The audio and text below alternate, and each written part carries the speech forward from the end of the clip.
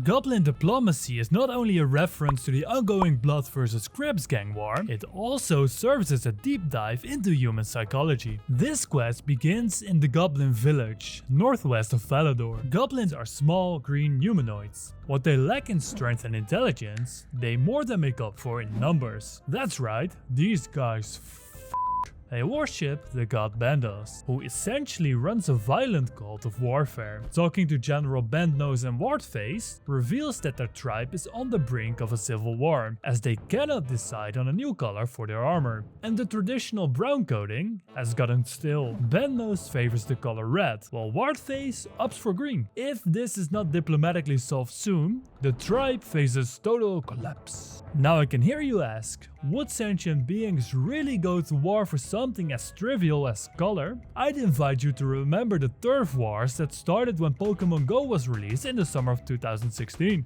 Medio is asked to help settle this conflict. What if he could dye the armor in another color? Reluctantly, the generals agree and tell Medio that there might be some spare goblin mail lying around the village. The rampage Medio had gone on earlier for the armor was apparently for nothing. With the armor in hand, Medio set out to acquire the dyes. For this, he needed some onions, woad leaves and red berries. The mention of red berries made his thoughts drift off to more pleasant things than stinky goblins. And it's exactly for this thick friend, Medio always made sure to stock up his bank with enough red berries. Onions were simple, Farmer Fred hadn't let him down yet when it came to the bulb vegetables. Woad leaves could be purchased from Wyson, the gardener in Falador Park. Hey, haven't I seen you around my park before?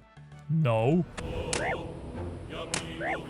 Offering 20 coins will result in Wyson giving the player 2 woad leaves. These ingredients can be brought to Aggie the Witch and Drain a Village, where you can insult her for no other reason than it being hilarious. This somehow upsets her, and she'll do a so-called magic trick to take some of your coins. With some money left, you can quite cheaply get Aggie to make you some dice, provided you bring her the materials. These same dice go for a lot more on the Grand Exchange Marketplace. It was at this moment that diplomacy and world peace became an afterthought, as Medio was seduced by promises of riches. Before proceeding with the quest, Medio put all of his savings into woad leaves and blue dice, which he sold against an insane margin to people too lazy to make it themselves. Though he knew better than to flaunt his newfound wealth, there were signs.